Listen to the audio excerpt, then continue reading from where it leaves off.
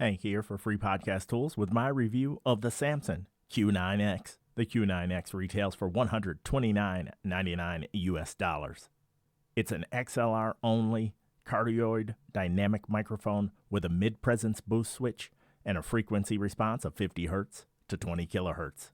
The microphone has a sensitivity of negative 57 dBV and an equivalent noise level of 19 dB A-weighted, which is 4 dB better than its predecessor. The microphone boasts a dual-layer grill and included foam windscreen, plus a humbucking coil with neodymium magnet. The die-cast aluminum body weighs in at 1.63 pounds and is about a half-pound lighter than its predecessor, the Q9U. Inside the box, you get the microphone and the windscreen. One of my complaints on its predecessor were the plosives that the microphone picked up, so let's do that test now. From 6 inches away from the microphone, Peter Piper picked a peck of pickled peppers.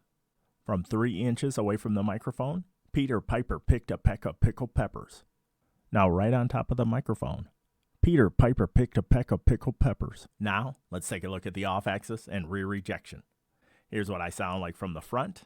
Here's what I sound like on the side, 6 inches away. Here's what I sound like on the side, 12 inches away. Here's what I sound like from the rear of the microphone, 6 inches away. And here's what I sound like at the rear of the microphone, 1 foot away. Now I'm going to do a little bit of typing, and we'll see what it picks up. Now I want to talk about a few of the differences between the Q9X and the Q9U. First, you'll notice the silver-colored grill. However, it's got the black grill color on the front. When I saw the initial artwork, I was not happy about that. I kind of wanted it all to be either silver or black. But I'll be honest, the two-tone color has grown on me since I got the microphone. As stated earlier, this is a half-pound lighter than the Q9U, and it is obviously minus the USB port. Also absent is the low-cut filter that was on the Q9U. Lastly, the equivalent noise level is much better on this microphone. There are 2 questions I'm going to get most often in the chat. One being, what does it sound like with the mid switch turned on? Let me turn it on. All right, now the mid presence boost switch is turned on. How does it sound to you with that switch turned on? Let me know down in the comments below. Do you prefer this sound or do you prefer how it sounded prior to this? I'm going to turn it off. All right, now the mid presence boost switch is in the off position. How does it sound to you? I'll be curious to read your thoughts. And the second question I will most often get with any microphone review is, what does it sound like compared to the Shure SM7B? Well, I just so happen to have the Shure SM7B right here, and I'm talking into it right now. How does it sound in comparison to the Samson Q9X? This is the Shure SM7B. Now, I'm back on the Samson Q9X, and here's how it sounds in comparison to the Shure SM7B.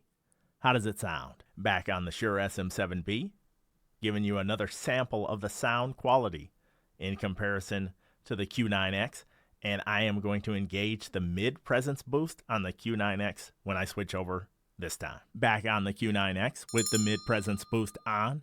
How do you like the sound in comparison to the Shure SM7B? You have a $129.99 microphone versus a $399.99 microphone. Can you hear that much of a difference?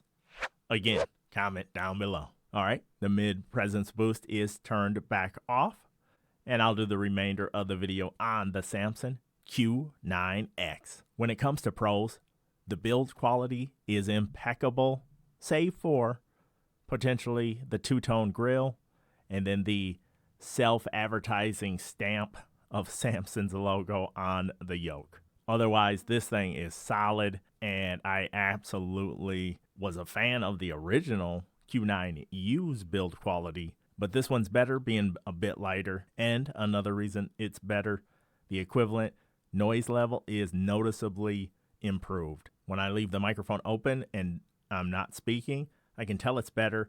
You can check out my Samson Q9U review on the channel if you want to hear how that one sounded in comparison. Note that was one of my earlier reviews, so video quality And editing quality, probably terrible. Another thing I noticed that is much improved if you check out that review are the plosives. I feel like they've done some overhaul on the grill, and it is most certainly not picking up plosives like I recall the Q9U doing. And then always a pro for me when you remove switches, so not having the low cut filter on there. Every piece of audio editing software on earth has a low cut filter, so if you really need it that bad, you can do it in post. As far as cons go, I noticed with my extender on here that I pick up some extra noise when I hit the boom. With my Gator Frameworks extender, I seem to notice it more than when I have it on a boom where that Gator extender is not on it. Another potential con is the gain required to drive this. As I stated earlier, the sensitivity is negative 57 dBV, so you're going to need a lot of gain to drive it. The SM7B is requiring more gain right now on my Tascam Mixcast 4 with no processing turned on. So it's a little better than that, but it is requiring much more gain than my Zoom ZDM1 and other microphones. And the only other con that I have is I cannot stand this flat-headed windscreen. They shipped this with the Q9U, and I was really hoping against hope that they would have a more traditional rounded head windscreen than this flat-headed windscreen. To me, I just feel like you would pick up and catch more wind with this flat design than you would with a rounded design. It could just be personal preference, but I just cannot stand that flat design. In closing, I'll say I put off watching any other review videos because I did not want to be slanted in any way, shape, or form by the performance of this microphone. I wanted to come in fresh. I was not a big fan of the Q9U. That was one microphone that I sold after I did the review. However, this Q9X, to me, it sounds silky smooth in that flat position. Really, really good. So I'm going to keep using it for podcasts and live streams. And in future videos, I'll compare it to the Zoom ZDM1, the Elgato Wave DX, among other microphones. And of course, since it takes a lot of gain, I'll definitely be pairing it with the Behringer UM2 just to make sure that this has enough gain to drive this microphone. You know the routine. Subscribe to the channel, like this video, and stay tuned for much more from Free Podcast Tools. Thank you.